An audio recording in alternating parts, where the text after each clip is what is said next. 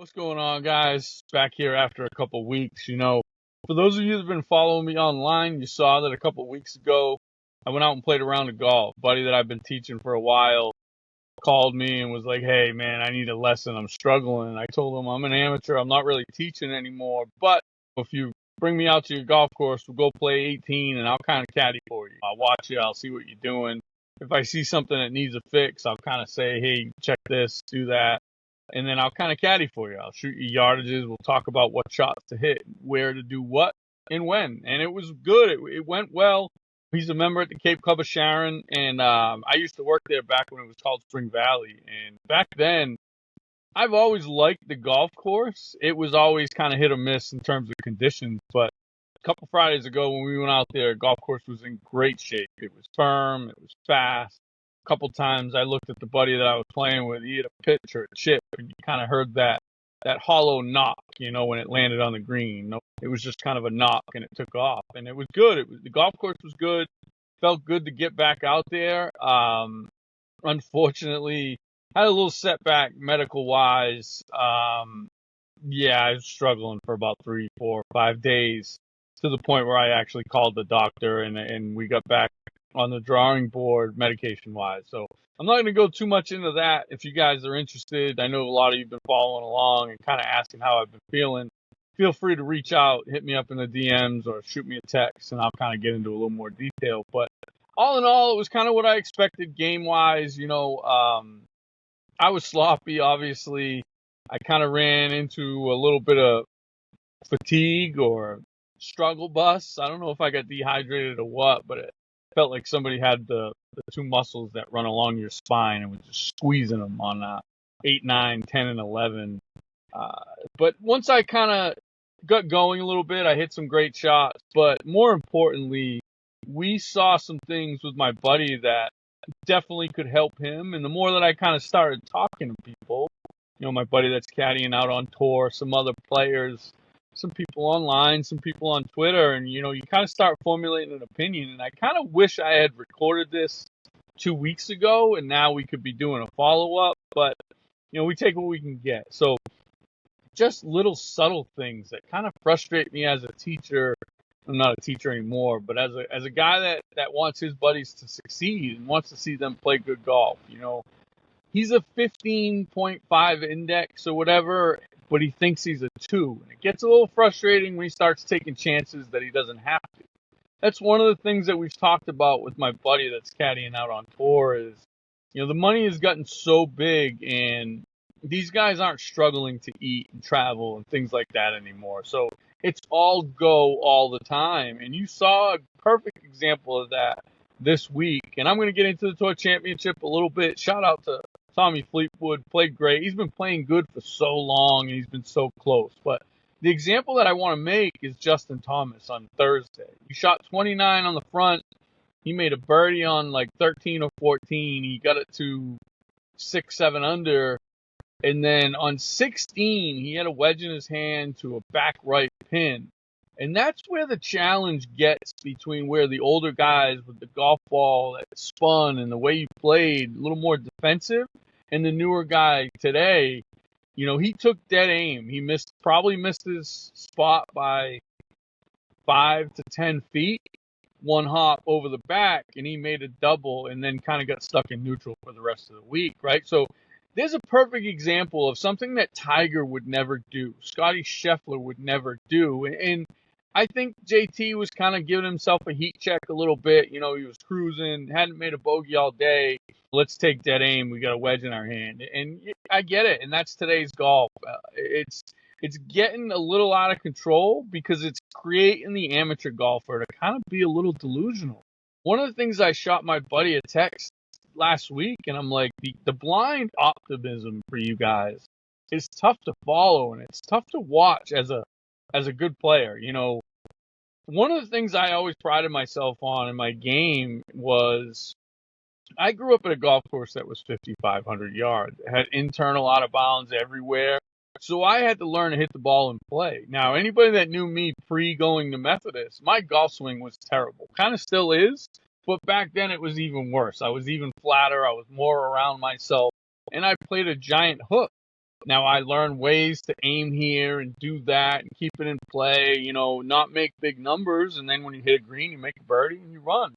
But you can't play that way. And it wasn't until I made the golf team in college, I've talked openly about this, conversations with my college golf coach, that he said, if you want to be a good player, playing a draw isn't going to work for you. It's tough when I have such a strong grip and I'm so flat and I'm so around my body that when I get it going left or got it going left, it was tough to stop. For those of you guys that have played the golf course that I grew up at, you've seen the 8th hole there, the par 3. Well, I used to have to start it right of the 9th tee, because anybody that's played there knows the predominant wind goes, at you from the right. So I would have to start it right of the 9th tee, play a hook, hopefully land on the right edge of the green and not spin off the left edge of the green. So I had some challenges. So the scores that I used to shoot that were lower than, my average, I would have to get it going a little bit with the putter. Once I got to college, you start working on your golf swing. Anybody else that remembers my putting stroke before I went to Methodist, I had a huge forward press and I kind of played a little bit of a cut stroke. And especially down there on Bermuda greens, when you get that wiry grass, you can't have the ball off the ground. It would skid across the top. So my freshman year, I didn't have a car.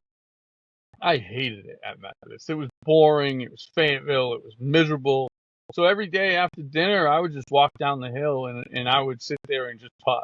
And that's all I did. The funniest thing was, my sophomore and junior years, as I made the golf team, one of the things that we used to do was we would hit 3-footers, right? We'd have to make 10 in a row before we were allowed to leave practice. And the 10th one, we'd have to call everybody around, and everybody'd scream at you and yell at you standing 5 feet from you, and you'd have to make it under pressure. And I never forget, the first time they did it, and I made mine dead center, and Coach started laughing. He got the that's his laugh. Anybody that knows Coach Conley.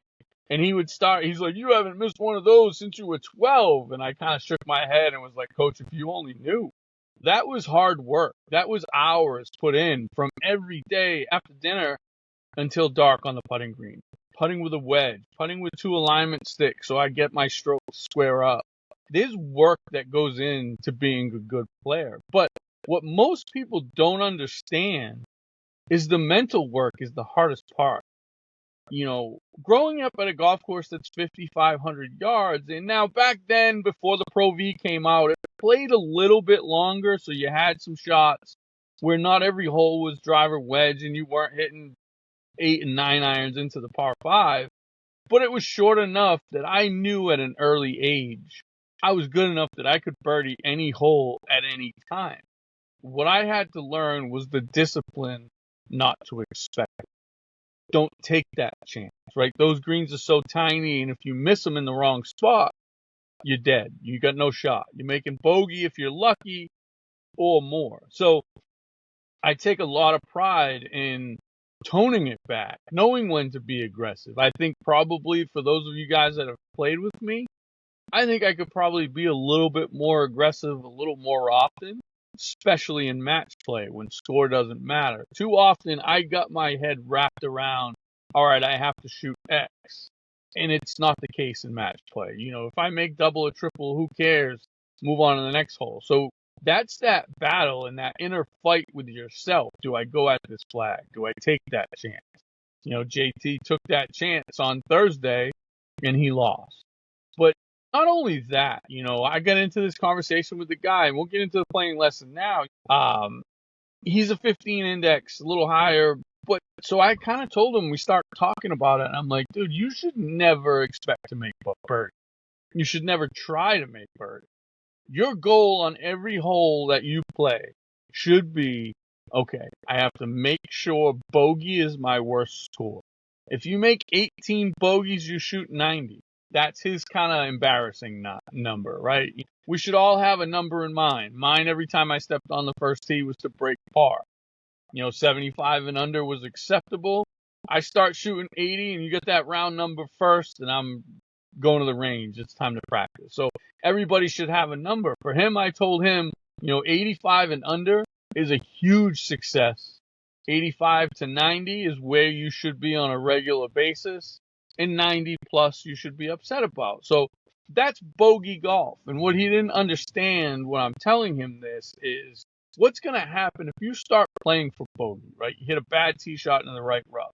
Rather than taking that chance and making that hero shot, we're going to get it somewhere up in the middle of the fairway where we can get the next shot on the green, two putt for bogey, pick it up and sprint to the next tee, right? We're going to hit some good shots. We're going to hit some bad shots. But if you play for bogey, you're going to start making some pars.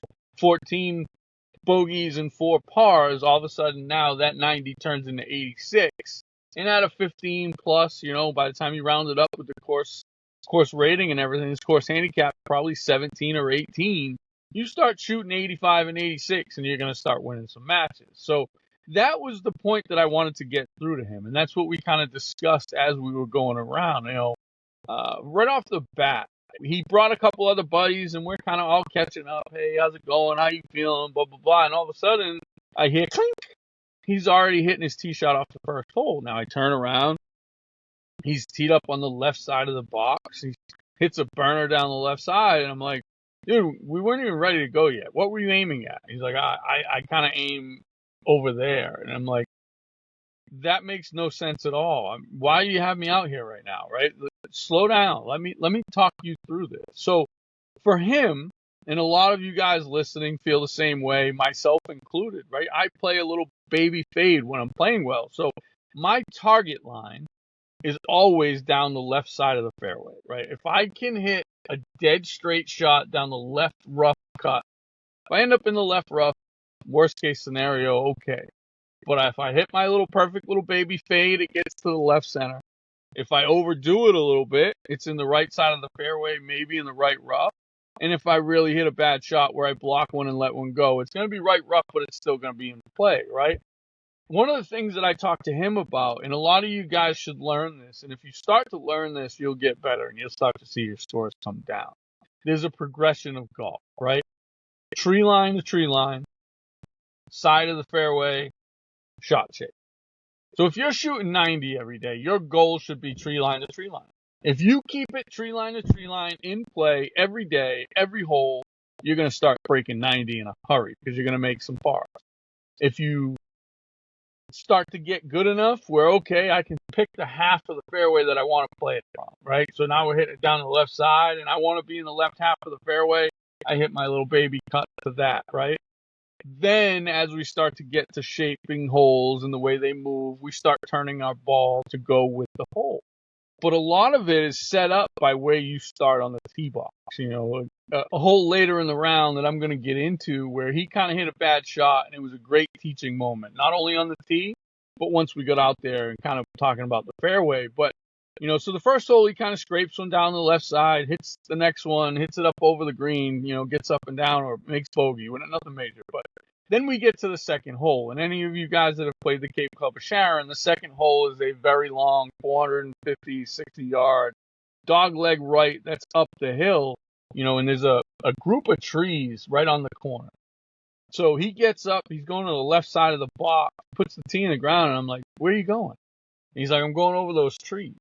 And I'm like, why? He's like, so I can have 5 or 6 iron into the green. And I'm like, it makes no sense, dude. All you're doing is setting yourself up for failure. You never want to hit a decent shot that goes in trouble. So I pick a tree that's out there on the left, kind of right down the cart path for those of you that know it. And he hits a shot, starts at the tree. He caught it on the bottom of the face. It never got more than 20 feet off the ground, kind of little baby cut, chases up the fairway. And I looked at him when we got up there.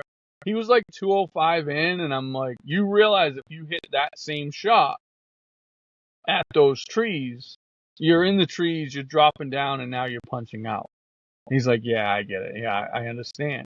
And we were kind of still getting caught up and talking, and I didn't really go into detail on why I wanted him to move to the right side of the tee box. And we'll get to that a little later, but it makes sense and it will open the hole up for you. And so again, now he hits his hybrid up there and he chases it up there, he chips it up, makes bogey. We go to the next hole. So then we go to the third hole, and I ask him, I said, what are you aiming at? He goes, I'm aiming over the right corner of the bunker. And I'm like, no, that doesn't make sense, because if you miss, now you're in trouble, right? It's going to be in the right trees. So I said, hit it down the left tree line with a little baby cut like you usually hit, and it's going to be right in play. So he does, and he misses and fans it, but he's in the right rough, 160 yards out. Simple lie, good shot. So I hand him his 8-iron, and I say, all right, now we're in play, right? Now we're in business. We just hit a bad tee shot, and we can still make bogey at worst, but still have an opportunity for par. He hits the next shot, he chunks it, comes up short of the bunker. So now the pin's kind of in the middle, but it's on a ridge. Whereas if he gets a little bit aggressive with the chip, it's going to take off down the hill. But I don't say anything. I drive off, and then all of a sudden I hear him pissing and moaning. And I look up, and the ball's 5 feet short of the pin with a great look at it straight up the hill. And I'm like, what are you complaining about? And this is where it gets into the delusion a little bit, right? He's like, oh, I could hit it close. Right, but you could also chunk it in the bunker, right? You don't want him to think that way, but you need him to understand that the miss is a lot bigger than 5 feet away from the hole. So we have this conversation, we go on, we play a few holes, and then we get to the 8th hole, right?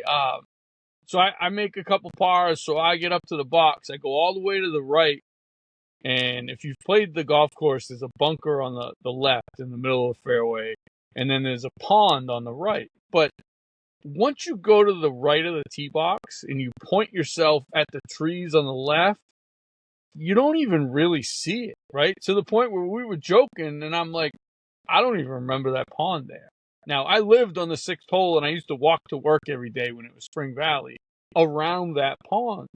But I had completely forgotten about it, because when I'm in my zone on a golf course, all I see is the big tree that I'm aiming at. I don't see the bunker. I don't see the pond. All I'm looking at, all I'm focusing on is that tree. So I hit my little baby cut out there in a good spot, and it starts the conversation. He's like, what are you aiming at? And I'm like, all I'm seeing is that big tree. If I hit it at that, I don't even have to watch, right? I know the end result. So, we get going. That was kind of where I tightened up a little bit. I made double on 9 and 10 in kind of got frustrated. I started to get tired, and watching the 4 of them play, it kind of had my mind all over the place. And one of the things that I pride myself on, I don't make a lot of doubles, and I'm usually kind of right around par in the mix. Even if I don't make par, I usually have an opportunity for it. I hooked the tee shot on 9, which I never do. I shanked one right on 10, and then hooked another one left on 12. And then when we got to 13, I kind of regrouped a little bit. But, one of the conversations that we had on 12 was he hit a decent tee shot. He hit a bad second shot just over the creek, right? He's got 75 yards in. And as we're driving up, he's like, oh, this is my favorite yardage. I love this. And sure enough, he hits it up there like 4 feet, taps it in for par. And I'm like, so then why don't you think that way more often? He's like, what do you mean? I go, well, if you got a par 5, why hit driver 3-wood and bring in all kinds of problems, right? Hit something in the fairway, whether it's driver or whatever, and then hit 5, 6, 7-iron, whatever it takes to get you to 75 yards, and then hit that shot, right? That's the stuff that I'm talking about with amateurs. You don't think your way through the golf course, and you end up making big numbers. So here's the situation that it got into the conversation about where to aim on the tee box. We get to 14, and I talked about my back and the way I was struggling. By the time we got to 14, I was starting to loosen up a little bit. So 13 green to 14 tee, I said, I'm going to walk. I'll meet you up on the tee box. And before I even got there, he had already hit his tee shot, hit it into trouble in the right. And I'm looking at him, I'm like, we just had this conversation, right? Why would you go to the left side of the box when the hole shapes this way? He's like, well, what do you mean? So then I had him follow my driver head as we walk from the left to the right of the tee box. And you see the hole just kind of open up. And all that trouble that he hit it into on the right isn't even in your vision if you go to the right side of the box. So that's the stuff that I'm talking about, right? When it comes to thinking your way through the golf course. So he hits this bad tee shot. He ends up over there by 12 tee. He's like 30 yards back with some trees in front. We're like 180 out. And he's like, well, what do I do now? Do I just punch out? I'm like, punch out where? And he goes, I don't know. He's kind of, I'm like, well, you just missed the 40-yard fairway. You're going to try to hit through a 6-foot gap?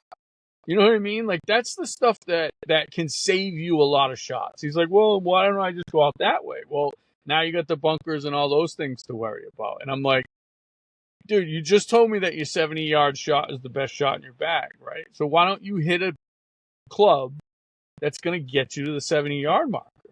He's like, oh, what should I hit? Like 9 or whatever? I'm like, no, just take out your sand wedge. Hit a full sand wedge so the trees don't even come into play. He hits a perfect shot. We get up there. And this is another one where amateurs kind of get mentally just locked in on something and it kind of hurts them. So we pull up, and I grew up, like I said, at a golf course. We didn't have yardages. We didn't have rangefinders back then. It was about feeling your way through shots, feeling your way through the golf course, seeing what it is. We had the 150 marker that you could see from the side and things like that. So, you know, I pull up and I'm like, all right, I know in my head, I'm like, this is 65 yards. And he goes, oh, I think it's like 50 yards. And I go, no, you got like 65. And I hit it with a laser and it's 63. He goes, oh man, I would have thought it was shorter than that. And I go, well, it's 63. He pulls out a sand wedge. He stands over it and proceeds to hit an absolutely perfect shot, 55 yards, and comes up short, right? So he had got it in his head. He had already made his idea. He made his mind up. He said, I'm going to hit that 50-yard wedge. Well, he came up on the collar, but he two-putted, made bogey, right? Whereas had he tried to go through the 6-foot gap or punched out and now he's got 200 in, he's probably not going to make bogey. He's probably going to make double. So that's the little things that I was trying to talk him through on the golf course, right? But it's just discussions. It's nonstop visions of grandeur, I guess the word is, right? You know, you guys think you're better than you are. You should not be playing. If you're a 10 handicap or higher, you should not be playing to make birdie, ever. Your goal should be on the green in 3, 2-putt for 5, and get out. Now, you hit a good tee shot, you hit a good second shot to the middle of the green, okay, now we got a little chance to kind of get aggressive and things like that. But this is the stuff that golfers just don't get. You don't have a plan, right? And he's an extreme. I'm the first to admit it. You know, it's funny because one of the things that I talk about all the time, and I think it's a problem in golf right now, there's not enough interplay with handicaps. You know, you got guys that are 20s that refuse to play with good players because they feel insecure. And then you have guys that are good players that will never play with 20s because they're above that. But what happens is you don't learn the tricks of the trade, right? I grew up playing with players that were better than me all the time. Like I said, when I was a kid, I had a terrible golf swing. I played a big hook, and I had to find ways to scramble around to keep it around par. Well, who do you think taught me those things, right? You know, my dad was a good player, and he had a good short game. But when I was at my club and I was playing rounds of golf, I played with everybody, and I don't care. You know, here's why. Yes, you may be intimidated playing with a scratch golfer, but what do you think it's going to feel like when you step on that first tee in a tournament, right? You have to put yourself into some uncomfortable situations in order to be able to understand it when you're there and it matters, right? So same thing, vice versa, right? As a scratch golfer, playing with somebody that's shooting 120, I get it. It can be tough, but that's part of learning. That's part of tournament golf. It's part of getting better. Understanding that what is happening around me doesn't matter. You know, we've talked about my pre-shot routine. We've talked about how the glove closing is kind of my trigger, right? Once I figure out what I'm going to do, I shoot the laser, I grab my club, and I'm over it. Okay, what's my target? Where am I looking at? Where's my setup? All right, here we are. Now it's time to hit a golf shot. Well, I close my glove. From the moment I close my glove, all the fidgeting, the tugging at my shirt, all that is getting myself to relax, to get my body loose, my thought process only on that target, right? When I walk into a shot, I see the shot that I'm trying to hit. You know, you'll see me walk into a shot that I'm trying to draw completely different than a shot that I'm hitting stock. You know, my fade is my stock shot, so I'll walk in this way. But when I'm trying to hit a draw, you'll see me kind of walk in a different way and kind of take some different looks at it and then step away and then go through my full routine. One of the things that I like to do, and I've always liked to do as a golfer. And we've talked about my love for golf course architecture, right? And part of that is seeing shots, seeing shapes, understanding what I'm trying to do, having a plan. And do we get off topic? Of course. Is it difficult when the cart girl's coming around and your buddies are laughing and ordering drinks? Of course. But that is part of it. That's part of understanding, okay, for 30 seconds at a time, shut the fuck up and play golf. Understanding what pins to go at and what pins not to, where to kind of throttle back and where to be aggressive. It's all part of it. And if you don't learn it from better players, how are you going to learn it? And if you're not playing with better players, how are you going to learn it, right? So how many of you guys have taken countless lessons, spent a ton of money on equipment, and just don't seem to be getting better? This guy that I played with the other day, he fits that mold. He should be better. He should never shoot above 85. He should be shooting rounds in the 70s on a regular basis. He just goes too fast and too hard. So one of the things that we're working on is having a plan. And I think a lot of amateurs would benefit from having a plan. I think a ton of you guys would be better off with a yardage book instead of a laser, right? Walk yourself through it. Find that sprinkle ahead. Look at it. Okay, +5. Okay, those are the things that is getting lost in golf right now. And it's being sold to you that if you go take a lesson and you get yourself into position A and position B and do this and do that. How many of the best instructors in the world did Shaq work with when shooting free throws? He never got it. At some point, you're going to hit that level where your athleticism can only take you so far, right? This guy's been playing for 30 years. Do you think I'm going to get him making the proper move? No. So what do we have to do? We have to find a way to get him to make the right move. Keep it in play. Play tree line to tree line and scrape it around, right? Yeah, he's going to have some days where he's got it going flying all over the place and the driver's going to be off the wall. Hell, I talked about it, right, when I switched companies. And I'm not going to throw any companies under the bus, so I'm not going to talk about who it was, but I put a driver down and it looked closed to me. So my first move was an old habit to fan the face open because that's what it saw. That's what I saw. When I'm standing over the ball and the face is shut, I'm like, if I make this move, I know I'm going to smotherfuck it and I'm going to make X, right? So I started opening the face and I couldn't get it back closed. That was probably the worst summer of my life with the driver. I'm a pretty good driver. I hit it pretty long, but more importantly, I keep it in play all day. That's from growing up at a golf course with internal out of bounds. So one of the things that we talked about, and I've gone over this with a lot of different people, I can tell you to this day and picture it in my head as I sit here right now talking about it. Every place that I've ever been a member, every place that I've ever worked, hole by hole, what my target line is, right? And there's going to be golf courses that just fit your eye better than others. You see tour players. Some guys will go to certain events and some guys will skip certain events every year because they're not comfortable at that golf course. Wollaston is that for me. Wollaston's a great golf course. It's in immaculate shape. The greens are amazing. I can't stand it. If somebody calls me and says, you want to go play? Of course, I'm going to say absolutely, no problem. But I know I'm not going to shoot a good number.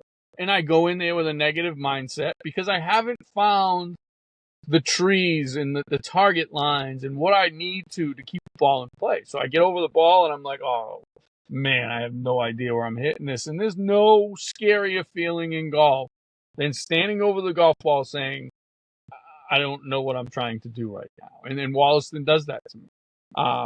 There's some other places, OS, when I first played it the first time, I can still tell you, green box on 1, right edge of the fairway bunker on 2, left edge to hit the speed slot on 3, left front corner of the green on 4 because those bunkers are dead. And I could go on and on and on, right? And you go back to the club that I grew up at. Everybody talks about how the internal out of bounds and how tight it is. And it's really not. It used to start across the road. So I'll start there, right? You look at the 4th hole. You have 2 fairways wide. The 5th hole coming back, you have a 450-yard par 5. That's 2 fairways wide.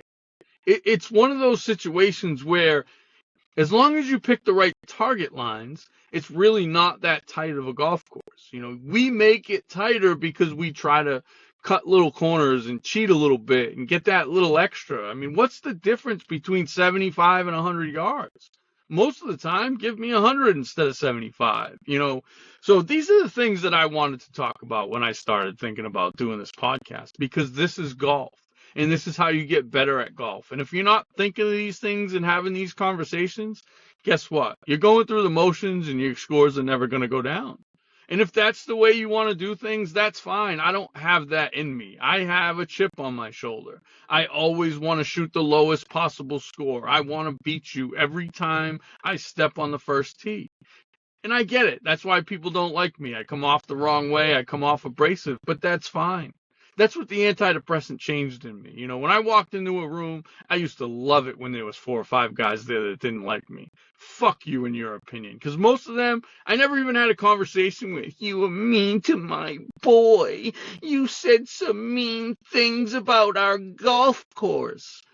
Yeah, well, maybe you should have done a better job. You know, most of the time when I start ranting and raving about golf courses, it's exactly that. And all you hear is the negative. Oh, he's talking shit again. But yet, every time I post a picture about Plymouth, Worcester, check out these changes. This golf course is dope. Look at the 50-50 fairway cut. You know, there's a stat that somebody sent me that doing the 50-50, going one way, saves you 23% of man hours on the mower. So if you're a golf course that's struggling with budget and you can't keep the golf course in good condition, but you're still doing checkerboards, well, guess what? All those man hours that it takes to turn the mower, turn around, start again. No, straight up, straight back. Personally, I think it looks better, but it saves time. And what is time? Money. But as you can tell, I'm having some issues with the internet tonight. You know, my lighting and my sound's kind of changing a little bit. And I've been doing my best to kind of polish it up and clean it up. But as you know, if you've been following along so far, that was kind of always one of my biggest challenges with this podcast. I never really found a place to get comfortable with Wi-Fi and record. The few episodes that I did with Lamps was fun. It was tough. It was an hour drive to go set up, record, then come home, edit, and do all those things. And I just wasn't in the right mind space to do it. So, you know, that was always the plan for this podcast. And a lot of these recordings, I kind of expected them to be outside on the golf course, because I think I can help you guys more doing that than I can hitting balls or sitting here in my car ranting and raving about it. You know, I thought we made some major progress a couple weeks ago with my buddy. He sees it now. He gets it. And it's just a matter of doing it over and over and over again. And that's golf, right? If you spend $150, $200 on a lesson and then don't go to the driving range for a week, you wasted that money. That lesson is gone. You're starting over the next time you touch a club. So if I can help you, you know, nip tuck a shot here, figure out a bump and run or a different play or a mindset that keeps you out of a big number, then I'm doing my job. I never expected to be famous. I didn't want this big old podcast, and the social media thing was never really a plan for me. It just kind of happened. As we all know, I spiraled. I got in a bad place. I was on a bad cocktail of medications, and it didn't end well. I'm still here, and I'm still grinding, and I'm still talking golf because it's about all I got right now. But this gets my mind off the drama. My dad's going through some stuff right now, so I'm glad that I'm here to help my mom with him. So everything works for a reason. God works in different ways. And, you know, I've shot 95 before, right? I've come back the next day and shot 65. So the last 2-3 years, it was my 95. So I'm going to be coming back. We're going to be here ranting and raving. You might not see me online as much, but if you hit that subscribe button, you'll hear it when I come out. So until next time, guys, I think we're going to have some momentum picking up after this one. We've got some great conversations happening behind the scenes. I'm going to try to get my old boss on here. He's caddying out on the Corn Ferry and the PGA Tour. And he has a mindset. He gets to see it both ways, you know, the way you attack and when to attack. But he also agrees with me that for the amateur golfer, I think a lot of this offense is doing you guys a disservice. You make 14 pars and 4 quads. You didn't play very well, but you did, if you know what I mean, right? So it's one of those things where a lot of you guys haven't learned to tighten it up. So we got to do the best we can with that. So I don't know if I've said this yet or not, but last night I put the post up. You know, if you've been playing golf for 5 years now with COVID and you're not getting any better, is it really fun? Honestly, like I never get into anything else. I'm a golf guy, and I admit it. I'm an addict. I'm one of those guys that I'm laser focused and I have tunnel vision. I can't stand the beach. Sucks, sand. I'm uncomfortable. It hurts my legs when I walk. I can't stand video games. I get bored out of my mind, right? So different things that I can't use as an escape, you guys can. For me, it's golf. It's been golf my whole life.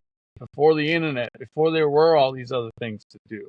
So golf is something that I take to heart and I work at pretty hard. You know, it's funny. A lot of people play golf, so they have their opinions and they think they know what they're talking about. I have 30 years in the industry. That's why after 3 years of an absolute crash out, you guys are still listening, still talking to me behind the scenes, asking my opinion. Hey, what do you think about this? What do you see there? Think about that the next time you go to talk to a golfer.